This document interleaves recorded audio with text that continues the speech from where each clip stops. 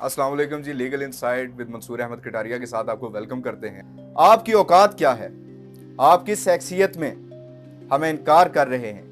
आप क्या हैं? फ़कत 18वें ग्रेड के एक अफसर ही तो हैं। आप किस हैसियत में अदालत में आने से इनकार कर रहे हैं? ऐसे कुछ रिमार्क्स दिए justice Mohsin Akhtar Kiani. Islamabad high court ने ऐसे रिमार्क्स दिए जिससे पाकिस्तान के जितने भी सियासी, जुडिशल, सिविल सोसाइटी, जो जर्नलिस्ट सेक्शन है, सबके साथ दंग रह गए। ऐसा क्या हुआ कि अदारों के अंदर इतना तनाव आ गया? गुज़श्ता चंद दिनों में एक आज़ाद कश्मीर के अंदर एक तहरीक चली जिसे जॉइंट अवामी एक्शन कमेटी लीड कर रही थी। उस तहरीक के कुछ मुतालबात थे और उस तहरीक के अंदर सैकड़ों हज़ारों लोग शामिल हुए।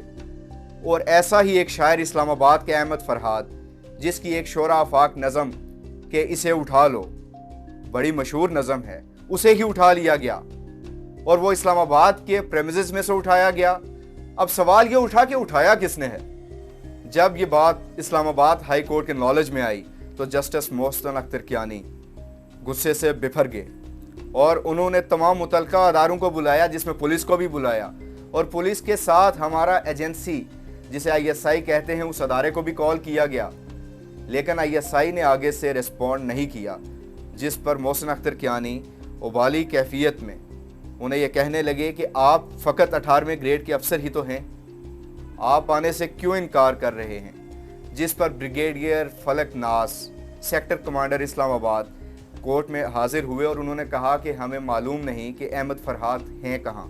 अहमद फरहाद का ये केस इस कदर शिद्दत इख्तियार कर गया है कि पाकिस्तान के अदारों के दरमियान जिस वक्त तनाव की सिचुएशन है, जब कंडीशन है, वो इससे पहले तारीख में कभी देखने को नहीं मिली।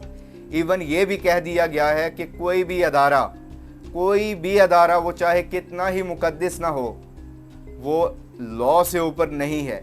जब अदालत बुलाएगी तो हर किसी को आना पड़ेगा। और कानून के मुताबिक जस्टिस मोहसिन अख्तर कियानी ने पुलिस को ये डायरेक्शन जारी की है कि 161 के बयान रिकॉर्ड किए जाएं ISI के ऑफिशियल्स के। अब ये वो बात है जो इससे पहले हिस्ट्री में आपने कभी ना देखी होगी ना सुनी होगी। अब इस पूरे एपिसोड के अंदर जो सबसे इंपॉर्टेंट बात है वो ये है कि 161 का बयान रिकॉर्ड करने की डायरेक्शन जो इस्लामाबाद पुलिस को दी गई है, उसका मतलब क्या है? ज़ाब्ता फौजदारी का सेक्शन 161 वो ये कहता है कोई भी वकूआ हो या कोई भी अकरेंस या कोई भी हैपन हो तो उसकी बाबत 161 के बयान रिकॉर्ड किए जाएंगे। जो एक्यूज्ड होंगे या जितने भी लोग जो विटनेसेस होंगे उन्हें शामिल तफ्तीश किया जाए और उनकी स्टेटमेंट्स को रिकॉर्ड किया जाए।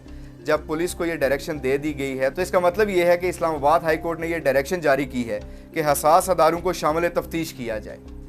अब ये आप पे डिपेंड करता है आप इसे किस पर्सपेक्टिव में, किस तनाजुर में देख रहे हैं। आप इसे अदारों की लड़ाई भी कह सकते हैं, आप इसे एक सियासी लड़ाई भी कह सकते हैं। अब जितने मुँह उतनी बातों के मिसदाक, जो बात चल रही है हम उसके मुताबिक ये बात करेंगे कि ये बात पॉजिटिव भी है, क्योंकि इससे पहले आज तक अदलिया ने इस तरह की जुर्रत कभी नहीं दिखाई। लेकिन हम साथ ये भी समझते हैं कि अदारों के दरमियान जो तवाज़न है वो बरकरार रहना मुल्क की सलामती के लिए बहुत ज़रूरी भी है। लेकिन उसके लिए यह भी ज़रूरी है कि हर अदारा अपनी हदूद के अंदर रह के काम करे। और ये जितने भी मिसिंग पर्सनस का मामला है, मैं ये समझता हूँ, या हमारी जितनी भी लीगल फ्रेटर्निटी है वो ये समझती है, मिसिंग पर्सनस का सारा के सारा मामला इसी नाअहली की वजह से आज तक ज़ेरे बार था, वो सामने ना आ सका। रियासत के इस्तेहकाम के लिए अदलिया का मजबूत होना, पार्लिमान का मजबूत होना और तमाम अदारों का अपनी हदूद के अंदर रहकर काम करना बहुत ज़रूरी है। अगर आपको ये महसूस होता है कि अहमद फरहाद उसे इस वक्त मंजर आम पर आना चाहिए तो हमारे कमेंट सेक्शन में अहमद फरहाद की आवाज़ बनिए, कमेंट कीजिए। और जितने भी इसके मुजरिम हैं, जो भी इस तरह के अमल को या जो एक्ट करते हैं, उन्हें अगर आप इंसाफ के कटहरे में देखना चाहते हैं तो हर ऐसे शख्स के लिए, हर ऐसे केस के लिए अपनी आवाज़ ज़रूर उठाइएगा। Thank you.